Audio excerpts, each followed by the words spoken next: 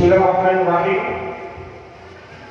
Assalamualaikum warahmatullahi wabarakatuh.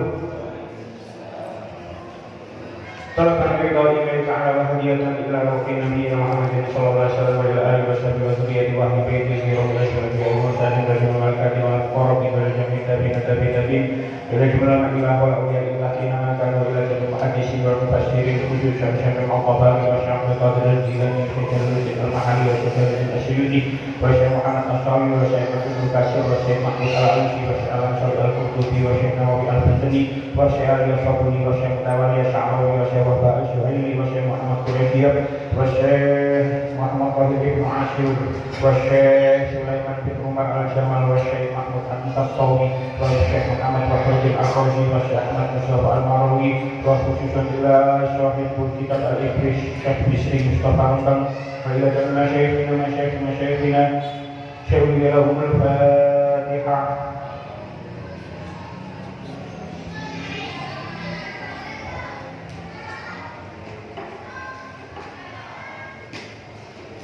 Bismillahirrahmanirrahim.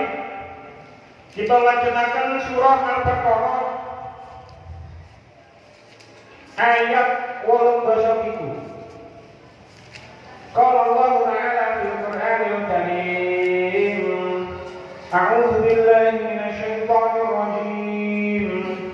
Bismillahirrahmanirrahim. Wa laqad atayna Musa al-kitaba wa qaffayna min ba'dihi bir-rusul wa atayna Isa ibn Maryam al-bayyinati wa ayyadnahu bi ruhil qudus.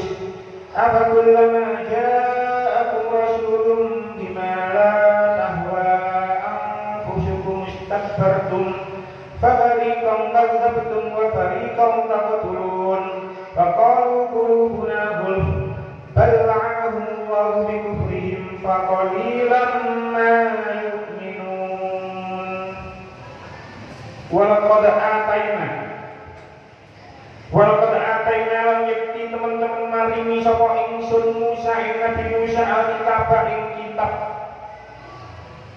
Wa qaffayna lan ngetut bureni sapa ingsun min ba'dihi saking sawise Nabi Musa dirusuli kelawan pira-pira utusan. Wa atayna lan maringi sapa ingsun Isa ing Nabi Isa Ibn Maryam putra jalure Siti Maryam al-bayyinati ing pira-pira tandha. Wa ayyadnahu lan paring kekuasaan sapa ingsun hu ing Nabi Isa bi Ruhil Qudus kelawan Roh Suci malaikat Jibril. Apa kullama ja'akum ana ta mongso nekani kum ing sira kabeh sapa rasulun utusan bima kelawan barang latahwa kang ora seneng apa anfusukum pira-pira ati sira kabeh istakbartum mongko padha gumedhe sapa sira kabeh tafarikon mongko ing pepantang kadzabtum padha ngoroaken sapa sira kabeh wa farikon lan mongko ing pepantang liya taktuluna padha mateni sapa sira kabeh. Wa qalu lan padha ngucap sapa Bani Israil qulubuna utawi pira-pira ati ingsun iku hulpun dibuntoni bala'anahum balik laknatihum ing Bani Israil sapa Allah Gusti Allah bikufrihim sebab kufure Bani Israil pakoli lan mongko kelawan sedikit makan banget sidike yu'minuna iman sapa Bani Israil. Kita wae itu Gusti Allah Ta'ala wis paring Nabi Musa dan paringi kitab yaiku kitab Taurat. Lan sabadane Nabi Musa Gusti Allah Ta'ala uga ngutus pira-pira utusan. Lan Gusti Allah Ta'ala wis paring Nabi Isa bin Maryam diparingi tanda-tanda kekuasaane pangeran lan tanda-tanda keutusan Nabi Isa. Lan Gusti Allah Ta'ala paring kekuatan marang Nabi Isa dan paringi kekuatan kelawan Roh Suci yaiku malaikat Jibril. Sakwise mengkono iku apa to sira kabeh ketekanan utusan kang utusan mau nggawa dawuh kang ora nyocoki nafsu sira kabeh. Banjur sira kabeh padha gumedhe nuli sebagian saking utusan kok goroake, banjur sebagian saking utusan kok pateni. Dheweke padha muni adiku kabeh iku padha buntu. Ora wong buntu mandar dilaknati dening Allah Ta'ala sebab dening anggone padha kufur. Sithik banget anggone dheweke padha iman. Kita maknani bahasa Indonesia, walaqad ataina, dan sungguh benar-benar kami datangkan Musa kepada Nabi Musa Alkitab berupa Alkitab. Wa qafaina, dan kami telah menyusulnya mibadi setelah Nabi Musa berusuli dengan beberapa rasul-rasul. Wa ataina, dan kami berikan Isa kepada Nabi Isa ibn Maryam yang jadi putranya Sayyidah Maryam al-Bayyinati, tanda-tanda kekuat, tanda-tanda mukjizat maksudnya itu. Wa ayyadnahu, kami memperkuatnya biruhil kudus dengan roh kudus. Afakullama ja'akum, apakah setiap datang kepada kalian rasulun, seorang rasul, bimala tahwa anfusukum, yang membawa sesuatu yang tidak sesuai hawa nafsumu, istakbartum, kalian sombong. Fafariqan kadzabtum, maka beberapa orang kalian dustakan, wa fariqan taqtulun, dan beberapa orang kalian bunuh. Lo boten bosan-bosan ini panjang masih membahas Bani Israel. Ayat ini masih membahas tentang pelanggaran-pelanggaran yang dilakukan oleh Bani Israel. Tengah ayat ini, redaksi ayatnya memakai lafaz walaqad. Di dalam ilmu gramatikal bahasa Arab, laqad itu adalah dua huruf taukid, lam karo qad. Jadi kalau memaknani, itu kudu jangkep dan sungguh benar-benar. Sebab apa kalau ngomong itu? Sebab kalau buka terjemah bahasa Indonesia, terjemah budi tepat, terjemah budi yang beredar di media sosial, itu kalau memaknai ayat ini walaqad ataina, itu namun dan sesungguhnya kami mendatangkan kepada Musa. Walaqad ataina Musa Alkitab, dan sesungguhnya kami telah mendatangkan Alkitab kepada Musa. Niki menurut kula dan kula saking guru kula memaknai seperti ngoten kira. Lek hanya sesungguhnya ya walaqad ataina utawa walaqad ataina, tapi teng mriki walaqad ataina. Jadi jenengan boten enten sing beto terjemah bahasa Indonesia, sampeyan lek gak ada terjemah bahasa Indonesia, sampeyan cek. Jarang, bahkan boten kula temukan terjemah ayat niki yang berbunyi dan sungguh benar-benar.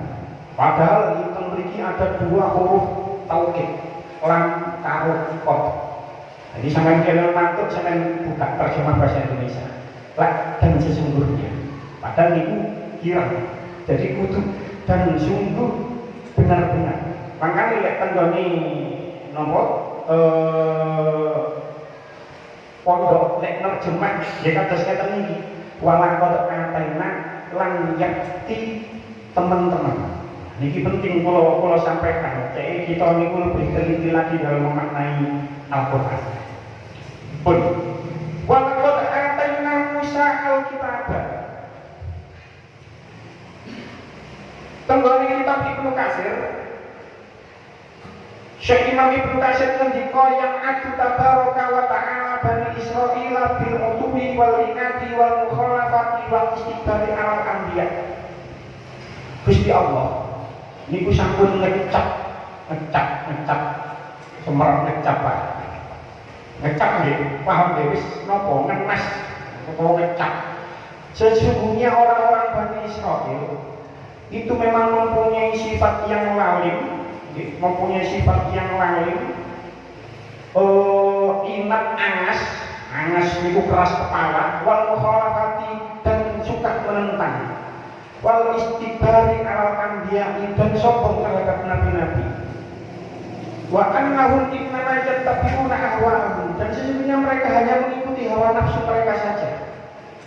Maka di mriki dikatakan fa dzakara ta'ala annahu ata Musa al-kitab wa huwa at-Taurat. Maka dari itu Allah memberikan kepada Nabi Musa Alkitab. Sing dimaksud Alkitab teng mriki niku Taurat.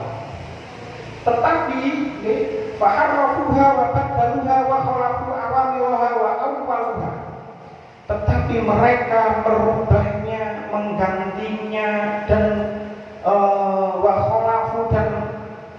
wa khalafu awamiraha dan menentang perintah-perintah yang di dalam Taurat, wa awwaluha dan mentakwil ayat-ayat Taurat dengan sesuka hatinya. Dan terus orang-orang Bani Israil memang tidak seperti itu. Mereka itu sombong terhadap nabi-nabi. Mereka itu punya sifat keras kepala. Mereka itu punya sifat penentang. Maka ketika Nabi Musa diberi Allah Alkitab yaitu At-Taurat, mereka masih merubah. Lanjutan ayat, wa qafaina min ba'dihi birrusul. Dan kami susulkan setelahnya dengan rasul-rasul. Tafsir Ibnu Katsir dikatakan wa arsala rusula wan nabiyina min ba'dil ladzina yahkumuna bi syari'atihi. Allah itu mengutus rasul dan mengutus nabi itu setelah Nabi Musa. Itu semua nabi dan semua rasul setelah Nabi Musa itu menggunakan syariatnya Nabi Musa. Jadi kabeh nabi sakmane Nabi Musa sampai Nabi Isa itu semuanya menggunakan syariat Nabi Musa dan menggunakan kitab Taurat. Jadi kitab Taurat niku sampai zaman akhir Nabi Isa. Baru Nabi Isa menggunakan syariatnya sendiri nanti. Nah, tengok tafsir Sa'rawi dikatakan, An-Nabi sallallahu salam takif indah Musa wa kitabihi. Sesungguhnya risalah Nabi Musa itu tidak berhenti kepada Nabi Musa saja dan kitabnya. Walakinnahu subhanahu arsala rusulan wa anbiya'an liyadzakkaru. Tetapi risalah Nabi Musa dan Taurat itu berlaku untuk semua rasul dan semua nabi setelah Nabi Musa agar mereka semua ingat. Kemudian dikatakan annahum aksarul umami anbiya'an. Sak temene umat sing paling akeh nabine iku umat Bani Israil. Jadi umat yang paling banyak nabinya itu adalah umat Bani Israil. Nah, mereka itu bangga. Mereka itu merasa bangga. Wa ya'tabiruna dzalika mizanan. Ini adalah keistimewaan Bani Israil. Umat Bani Israil umat sing paling akeh menurut mereka karena umat itu akeh sing dadi nabi, akeh sing dadi nabi. Kemudian dikatakan walakinnahum lam yafhamu, tetapi mereka itu tidak paham. Fakasratul anbiya'i war rusuli dilalatun ala kasrati fasadil umat. Justru akeh nabi, akeh rasul itu adalah menjadi dalil kalau umat itu rusak. Umat Bani Israil kan merasa bangga, sing dadi nabi teko golongan iki akeh. Mereka tidak paham kalau justru semakin banyak nabi dan semakin banyak rasul itu menunjukkan bahwasanya umat itu rusak. Kalau contoh nang rumah sakit, semakin rumah sakit ini full box, maksudnya semua itu penuh, berarti akeh sing loro. Akeh sing loro, berarti iki akeh sing loro. Dokter lek semakin laris berarti akeh sing loro. Obat semakin banyak diburu, berarti itu banyak yang sakit. Nah, orang-orang Bani Israil tidak sadar kalau justru semakin banyak nabi, semakin banyak rasul yang ada di dalam komunitasnya, umatnya, itu justru menunjukkan semakin besarnya kerusakan yang ada di dalam umat tersebut. Pertanyaannya, pinten sih kok dikatakan kata? Mereka mengatakan bahwasanya mereka ini umat yang menjadi nabi diangkat dari Israel banyak. Pinten kata niku teng tafsir Asyawi dikatakan wa iddatul anbiya'i wa rusuli alladzina baina Musa wa Isa sab'una alafan. Jumlah nabi dan rasul antara Nabi Musa sampai Nabi Isa itu sejumlah 70.000 orang. Sesuatu hal yang luar biasa. Nabi menurut kaul yang niku, kaul yang unggul itu jumlahnya 140.000. 140.000 sing 70.000 teko Bani Israil. Itu menurut pendapat ini. Tapi memiliki tulisan wakilah arba'atu alafin. Tapi menurut pendapat yang lain itu 4.000. Jegleke waduh, mari 70.000 dan pendapat yang kedua mengatakan 4.000. Tapi lek teng kita, oleh orang wakilah, itu berarti pendapat itu tak kuat. Jadi lek orang kitab wakilah berarti pendapat itu kurang kuat.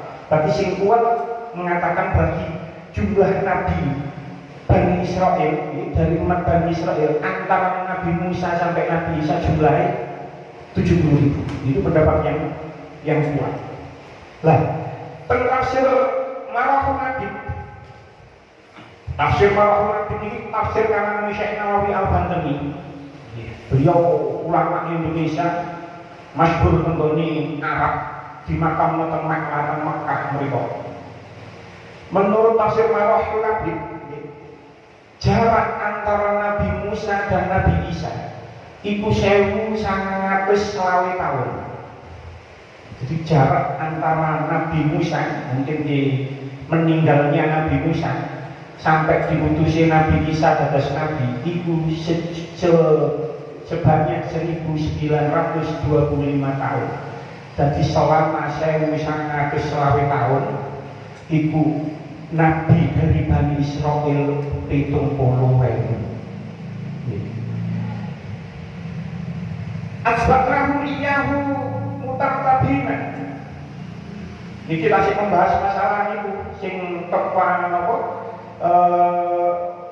Waqafaina min ba'di berusul. Dan kami menyusulkan setelah Nabi Musa itu dengan beberapa utusan. Terus Syekh Nawawi Al-Bantani tenggone tafsiri diutus beberapa rasul secara berurutan wahum Yusha. Di antaranya setelah Nabi Musa itu sih menjadi pemimpin orang Bani Israel itu Yusha. Orang Barat menyebutnya jadi Yosua.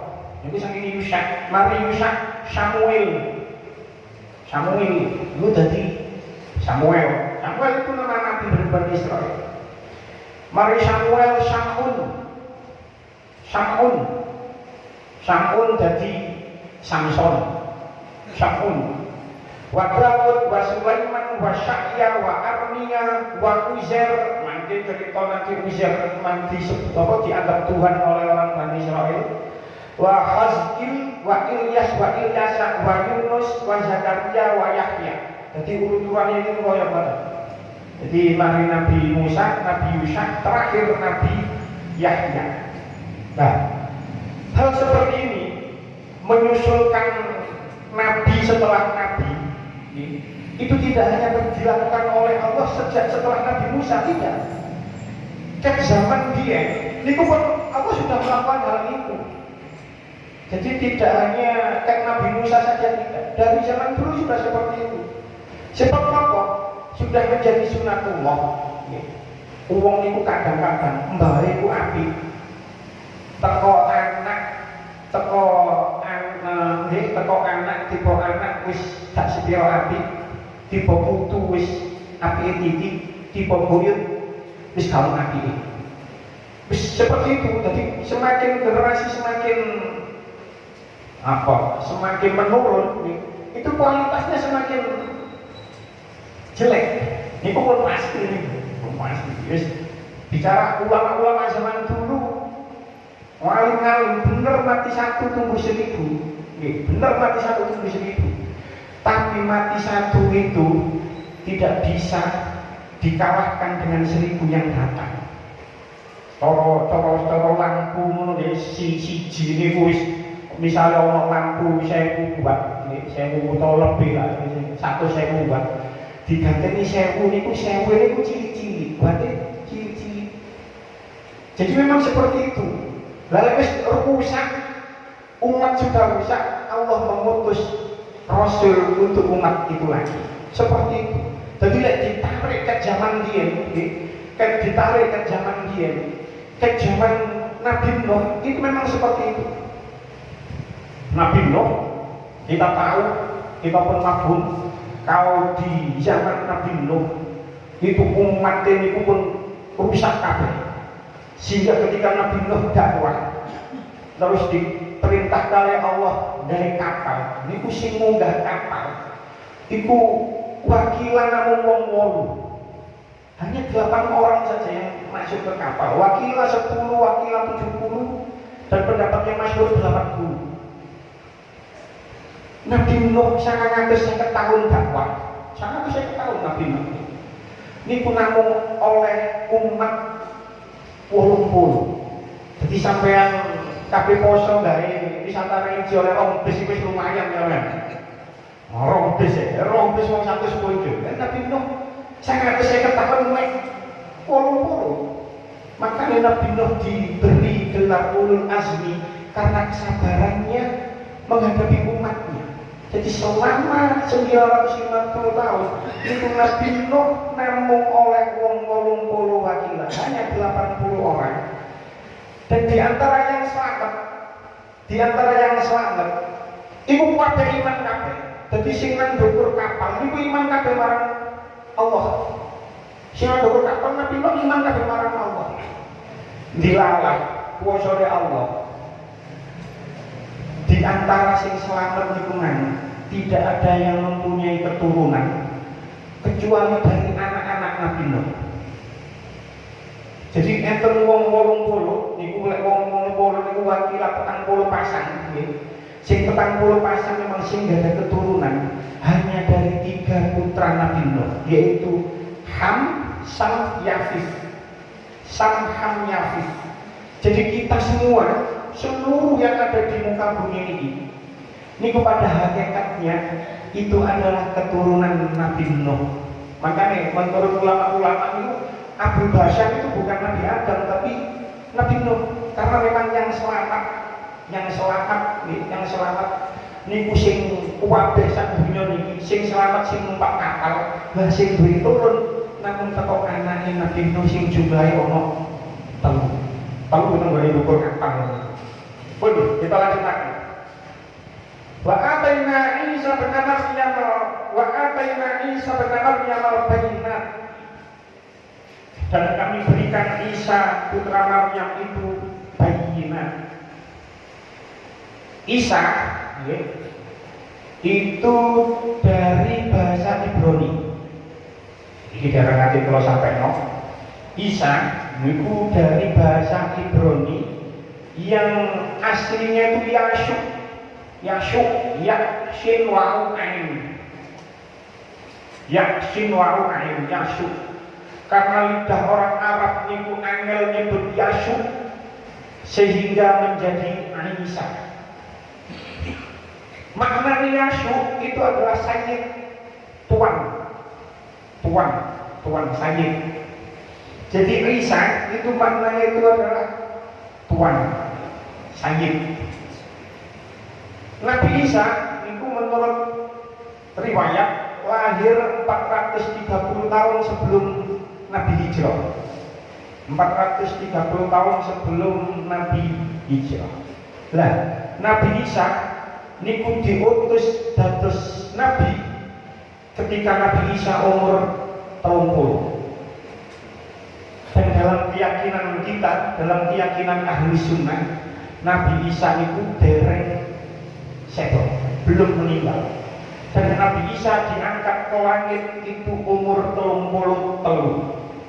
Makanya kalau nanti sanjang penduduk surga besok itu lewat cerita ini, lewat dalil ini, bahwasanya Nabi Isa diutus umur 30 dan diangkat ke langit umur 33 dan atas dalil dari hadis dari Mu'adz bin Jabal itu mengatakan bahwasanya penduduk surga besok masuk surga umur 30 sampai 33 tahun. An Mu'adz bin Jabal radhiyallahu anhu anan Nabi sallallahu alaihi wasallam qol yadkhulu ahlul jannati al jannata jurdan murdan mukahhalina abna asalasin aw salasin wa salasina sana. Penduduk surga itu akan masuk surga dalam keadaan tidak berbulu. Ya, terus jurdan itu maknanya gak duwe bulu.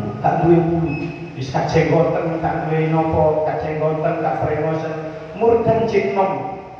Mukahhalin meripati celokan. Abna salasin aw salasin wa salasin sana. Mereka berusia antara 30 tahun atau 33 tahun. Akhir zaman, karena dalam keyakinan kita Nabi Isa dari itu akhir zaman, Nabi Isa itu ketika turun nang bumi itu Nabi Isa tidak menggunakan syariatnya sendiri, tapi Nabi Isa menggunakan syariat Nabi Muhammad SAW. Karena menggunakan syariat Nabi Muhammad, maka diceritakan dalam kitab-kitab Nabi Isa ketika sudah turun ke dunia, Nabi Isa meneku rabi. Jadi ya orang sing durung rabi sampai umur 30 sampai umur 33 berarti itu umatnya Nabi Isa.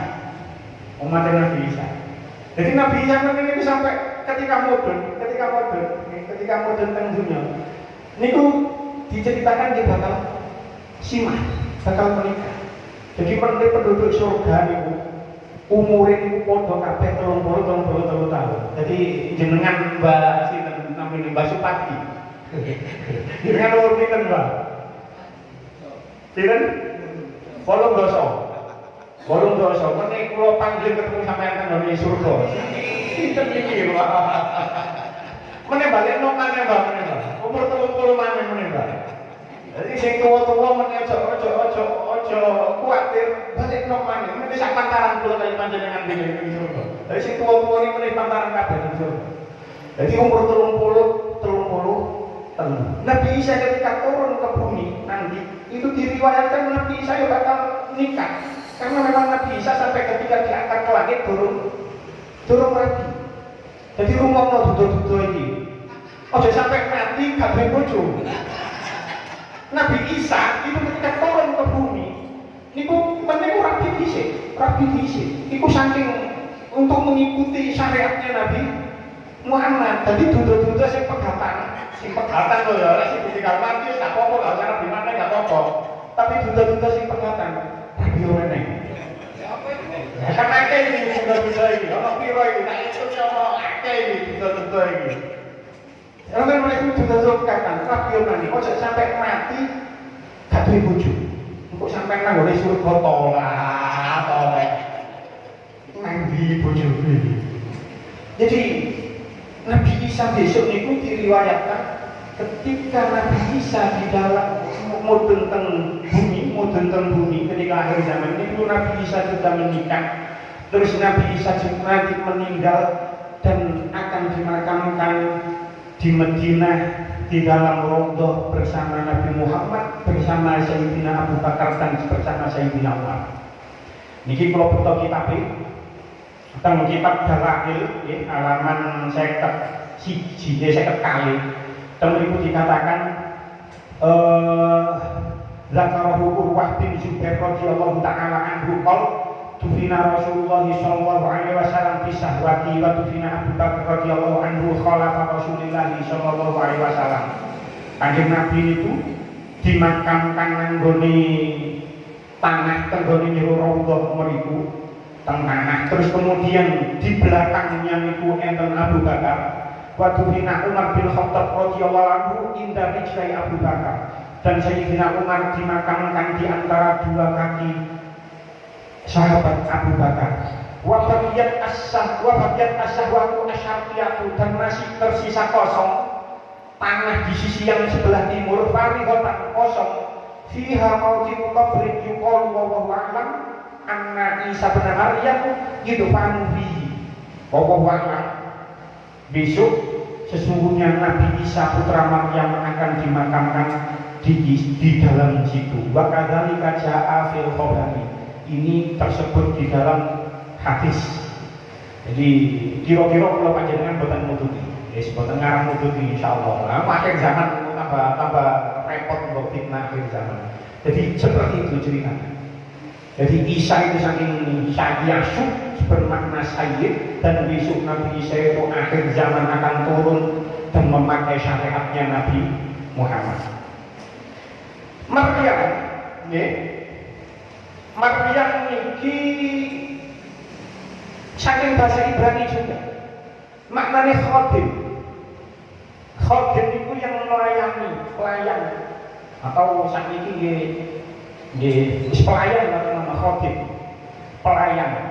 Kenapa dinamakan Maryam yang bermakna khadim, yang melayani? Karena ibunya itu namanya Sayyidah Hannah. Niku ketika hamil, niku sudah menazarkan anaknya nanti akan menjadi khodamnya Baitul Maqdis. Jadi Sayyidah Hannah, ibu Sayyidah Maryam, niku nazar mening anakku iki tak kongkon dadi pelayani Baitul Maqdis. Sehingga ketika Sayyidah Hannah melahirkan Maryam, terus Sayyidah Maryam menjadi wanita pertama yang mengurus Baitul Maqdis. Mangane niku digawe suwuke wong sing kabeh nglairno. Hanna waladat Maryam, Maryam waladat Isa, ukhruj ayyuhal maulud bi idznil malikil ma'bud. Niku digawe kitane wong lanang sing nunggu ki bojone kepibabaran. Jadi kita niku wae, niku kula praktekno anak kula papat normal kabeh. Anak kula papat normal kabeh. Kula praktekno iki semua niku. Hanna waladat Maryam, Maryam waladat Isa, ukhruj ayyuhal maulud bi idznil malikil ma'bud. Niku digawe kita wong lanang sing kabeh bojone kabeh babaran. Pun kita lanjutaken. Al-bayyinat. Sing dimaksud baginat memiliki adalah mukjizat. Sebab apa? Kalau pun janjang bahwasanya Nabi Bani Israel itu menggunakan syariat Nabi Musa. Itu dari Nabi Musa sampai Nabi Isa. Barang Nabi Isa diutus, itu Nabi Isa menggunakan syariat sendiri. Artinya Gusti Allah memberikan syariat kepada Nabi Isa khusus Nabi Isa, beda dengan syariatnya Nabi Musa. Bahkan ada beberapa hal yang diharamkan syariat Nabi Musa, namun Nabi Isa dihalalkan. Memiliki Gusti Allah dawuh teng surah Ali Imran ayat 50. Temeniku Gusti Allah dawuh wa yuhillu lakum ba'dallazi hurrima 'alaikum wa ji'tukum bi ayatin mir rabbikum. Dan untuk menghalalkan bagi kalian sebagian yang diharamkan untuk kalian, dan aku datang kepada kalian dengan membawa suatu tanda, yaitu mukjizat dari Tuhan kalian. Jadi Nabi Isa ketika diutus, karena Nabi Isa itu menggunakan syariatnya sendiri, artinya beda dengan syariat Nabi Musa, sehingga mukjizat Nabi Isa itu istimewa dibandingkan nabi-nabi sebelumnya sampai Nabi Musa. Nabi Musa sampai saat penisor kan dari syariatnya Nabi Musa. Mukjizatnya keren lah, cuman gak sekeren Nabi Isa. Nabi Isa mukjizatnya sangat luar biasa. Foto karo Nabi Musa, mukjizatnya luar biasa. Di antara mukjizat Nabi Isa yang dikatakan menghidupkan orang mati. Qala Ibnu Abbas min ihya'il mauta wa khalqihi minat ini kahayatit tayri, membuat dari tanah kemudian meniupnya, fayafahu fiha fatakunu tayran biiznillah, dibentuk seekor burung terus ditiup, kemudian burung tersebut bisa terbang biiznillah dengan izin Allah. Wa ibra'il asqami, dan menyembuhkan penyakit kusta.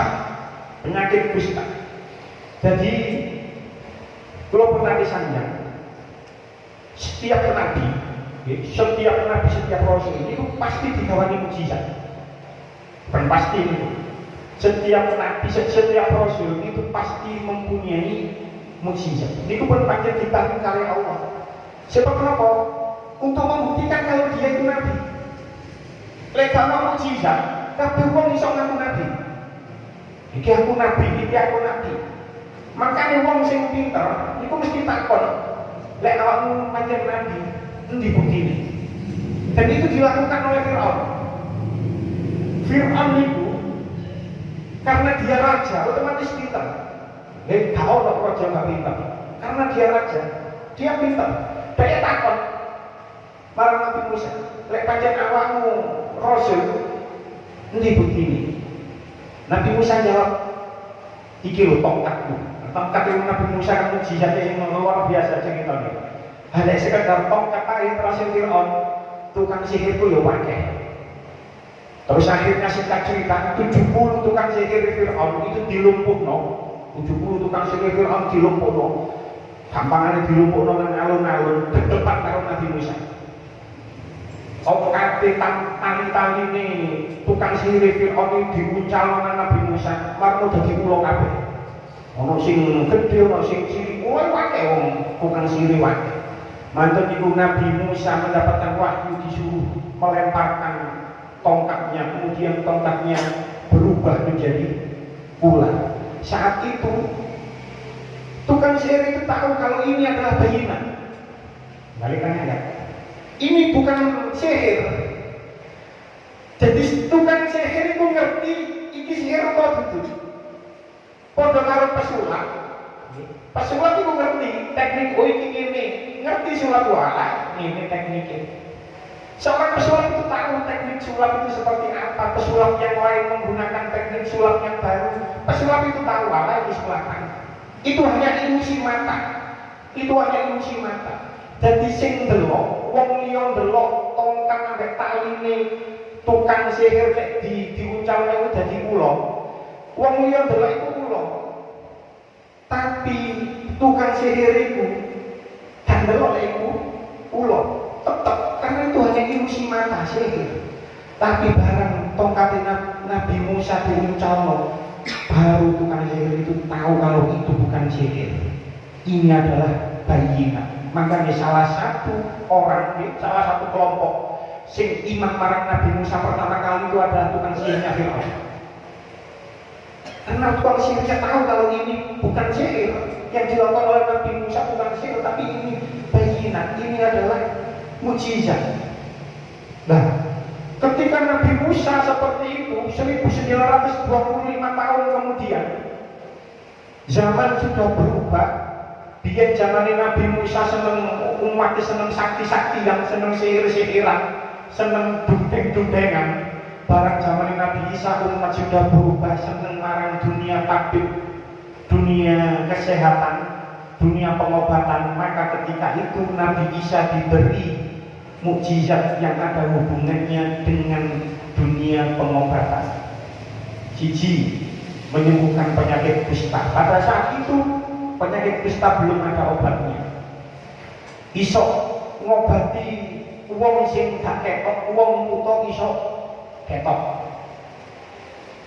Iso gawe manuk iso tiba. Sekarang cara sakniki apa yang dilakukan oleh Nabi Isa niku mang, itu cara sakniki bisa diaplikasikan. Misalnya penyakit kusta sudah ditemukan obatnya. Bisa ditemukan obatnya. Wong gak ketok, bisa ketok dengan teknologi yang semakin canggih. Ono operasi cangkok mata sehingga orang itu yang asalnya buta, asal ada pendonor matanya, asal ada donor matanya dan itu cocok, maka itu bisa melihat orang buta lewat teknologi yang canggih seperti sekarang. Nabi Isa iso gawe manuk, terus manuk iso muluk saiki iso gawe drone. Nah, ini koyok manuk, terus iso muluk malah ono kamerae. Terus. Tapi satu yang tidak akan bisa menghidupkan orang mati. Sampai kapanpun saya yakin teknologi tidak akan bisa menghidupkan orang mati. Jadi yang dilakukan oleh Nabi Isa itu adalah bayinat. Nabi Isa diparingi bayinat, diberi mukjizat. Jadi Nabi Musa ya diparingi mukjizat, Nabi Isa ya diparingi mukjizat. Wa ayyadnahu bi ruhil qudus. Dan kami perkuat dia dengan Ruhul Kudus. Ulama berbeda pendapat. Nopo maksudnya Ruhul Kudus teng ayat ini? Jumhur ulama itu mengatakan Ruhul Kudus teng ayat ini adalah malaikat Jibril. Jadi jumhur ulama mengatakan bahwasanya yang dimaksud dan kami menguatkanmu dan kami menguatkan dia dengan Ruhul Kudus itu adalah dengan malaikat Jibril. Enten malah yang berpendapat huwa al-ismul a'dham alladzi kana Isa yuhyi bil mauta. Ruhul Kudus itu adalah ismul a'dham yang mana ismul a'dham itu disebut oleh Nabi Isa ketika mau menghidupkan orang yang mati. Jadi ana wong mati kabeh di urip namanya Nabi Isa iku nyebut iki Ruhul Kudus. Jadi Ruhul Kudus itu adalah ismul a'dham. Enten sing tadi Ruhul Kudus itu adalah Injil. Ruhul Kudus itu adalah Injil. Ayyadallahu Isa bil Injili ruhan karena ja'ala Qur'ana ruhan. Allah menguatkan Isa itu dengan Injil, yang mana Injil itu ada ruhnya. Maksudnya orang sing nyekel Injil, sing tetepi Injil, sing nglakoni Injil itu bisa hidup, jiwanya bisa hidup seperti halnya kita itu membaca Al-Qur'an. Quran itu roh-rohi. Kula kali panjenengan sedaya wek antine mati iku membaca Quran itu maka bisa hidup hati kita. Jadi sing dimaksud adalah Injil, tapi menurut mayoritas ahli tafsir sing dimaksud Ruhul Kudus itu adalah malaikat Jibril. Karena nopo? Karena tentang tafsir Jalalain dikatakan kemana saja Nabi Musa nang dinding yasiru ma'ahu. Jadi malaikat Jibril kemana saja itu selalu bersama Nabi Isa, supaya tidak ada yang mencelakakannya, supaya tidak ada yang mencelakakannya. Gak ono sing nyelakani Nabi Isa. Selanjutnya ayat afakullama ja'akum rasulun.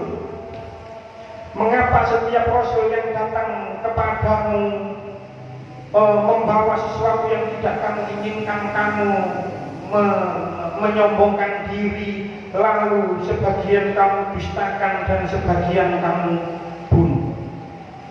Jadi memang seperti itulah Bani Israel.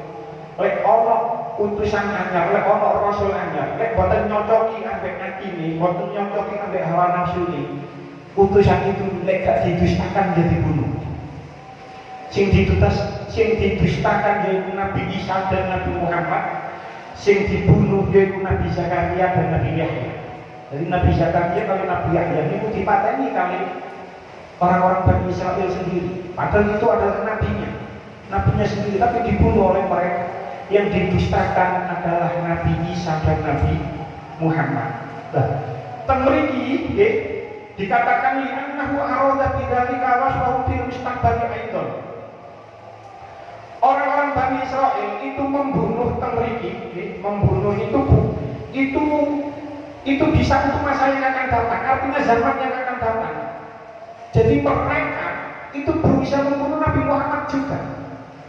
Jadi tidak hanya umat dari kalangan Bani Israel saja, Nabi Muhammad itu juga direncanakan dibunuh oleh mereka. Temriki dikatakan li'annahum hawalu qatla Nabi sallallahu alaihi wasallam bisumi wasihati.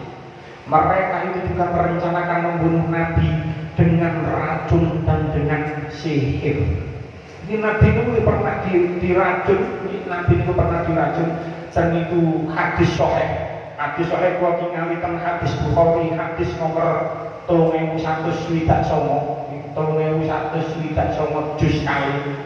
Temeriku Nabi Muhammad, singkat cerita mawon, enten wong wedok niku maringi hadiah marang Kanjeng Nabi Muhammad.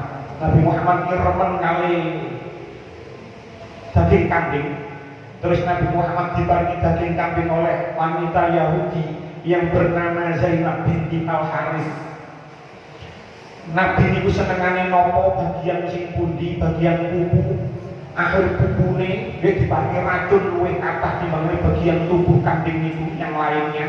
Singkat cerita, Nabi Muhammad dan sahabatnya itu wis kelompok kabeh badhe mayoran wedhus. Terus Nabi Muhammad badhe maem wedhus yang bagian pupu niku mang. Sebagian sahabat sudah memakannya. Terus daging itu tulangnya itu berbicara. Tulangnya itu bicara. Ini mukjizat juga. Tulangnya itu bicara. Lek ono racun nang gone aku. Terus disediakan racun nang aku. Tapi sudah terlanjur termakan sedikit oleh Nabi. Sing sahabat liyane sing namine Bishr bin Barrok itu meninggal karena makan daging kambing tersebut. Daging kambing tersebut dimakan oleh Bishr bin Barrok sehingga Bishr bin Barrok meninggal. Kanjeng Nabi boten sampai makan, boten sampai kakak, kasih ketelan sedikit. Itu berefek sampai Nabi Muhammad hendak meninggal itu tasik merasakan efeknya. Memiliki dikatakan waktu qala alaihi salam fi maradi mautihi. Nabi Muhammad itu dawuh menjelang ketika sakit menjelang sedoni, mazalat aklatu khaybar tu'abiduni fahadha awanun kitoni abahari. Nabi Muhammad dawuh iki biyen aku tahu diracun nang Khaybar, iki efeknya ono sampai saiki. Saiki aku merasakan urat nadiku sudah terputus. Jadi orang-orang Bani Israel itu membunuh Nabi, tidak hanya nabi-nabi di kalangan Bani Israel. Nabi Muhammad pun direncanakan untuk dibunuh. Akhir ayat wa qalu qulubuna ghulub bal la'anahumullahu bi kufrihim faqalilan ma yu'minun. Dan mereka berkata hati kami tertutup, tetapi sebenarnya Allah telah menutup mereka karena keingkaran mereka. Maka sedikit sekali mereka yang beriman. Ayat ini menggambarkan betapa angkuhnya orang-orang Bani Israel. Mereka mengatakan qulubuna ghulub, hatiku tertutup. Ini ada dua makna. Sing dimaksud hatiku tertutup, yaitu hatiku tertutup gak bakal iso nerimo apa ajaranmu. Ada juga yang mengatakan, ya, hati kami itu adalah wadah yang penuh. Jadi huruf itu adalah wadah. Lek diibaratno pedang ono sarungi, ono wadah. Lek pedang itu wis diwadahi nang sarung pedangnya, itu kan sudah tidak memerlukan wadah lagi. Tak memerlukan wadah lagi. Lah mereka menyatakan seperti itu. Aku ini jari ini mereka yang berikut dikatakan qulubuna ghulbun mamlu'atun la tahtaju ila ilmi Muhammadin wala ghairihi. Hati itu wis penuh dengan ilmu sehingga tidak perlu lagi ilmunya Muhammad dan tidak perlu lagi ilmunya orang lain. Jadi mereka mengatakan seperti dengan sombongnya. Qulubuna ghulbun. Lalu Allah mengatakan bal la'anahum wa bi kufrihim. Maksudnya apa? Ayyaradahum wa ba'adahum min kulli khair. Allah telah mengusir dan menjauhkan mereka dari kebaikan. Insya Allah sudah memang bukan butuh anti musimis berambil ilmu-ilmu, enggak. Tapi Allah sudah menjauhkan kamu dari kebaikan. Dan akhir ayat Gusti Allah dawuh, Allah di Quran utawa Allah itu tidak mengkafirkan semuanya, tidak. Tapi di akhir ayat mengatakan faqalilan ma yu'minun, sedikit sekali di antara mereka yang beriman. Qalilan itu maknanya sedikit. Lek ditambahin ma sakmane qalilan itu tambah sedikit mana. Jadi sangat sedikit di antara mereka yang beriman. Pun cekap semangat, ini cerita tentang Bani Israel seperti itu. Dulu ya, kemis ini daerah ya, masih kemis mana ya? Masih kemis mana? Pun besok Rabu malam insya Allah dibahas. Bismillahirrahmanirrahim. Muhammad wa sayyidina Muhammad alhamdulillah rabbil alamin wa sallallahu alaihi Muhammadin shalatan ta'in biha qulubuna wa tanfa'u biha qulubuna wa taqdi biha hawaijina wa tarfa'u biha darajatina wa tahdi biha qaumana wa tuhlisu biha qulubana wa tuhimuna biha umma dunya tukrimuna biha bi sa'adati wal karamati ma'a dzurriyyatina wa tudkhilu biha amwalana wa ashabana wa talamidana wa asfa'ana wa dhiyafana wa tahfizukuna Allahumma tamama nikmatika wa tamama rahmatika wa tamama ridwanika wa salli wa sallim wa barik wa syafi'a wa khalaqa wa zakka wa amata wa ahyita ila yawmi dzikr خير معين والحمد لله رب العالمين ربنا اتنا في الدنيا حسنه وفي الاخره حسنه وقنا عذاب النار وصلى الله على سيدنا محمد النبي الامي وعلى اله وصحبه وسلم والحمد لله رب العالمين والسلام عليكم ورحمه الله وبركاته.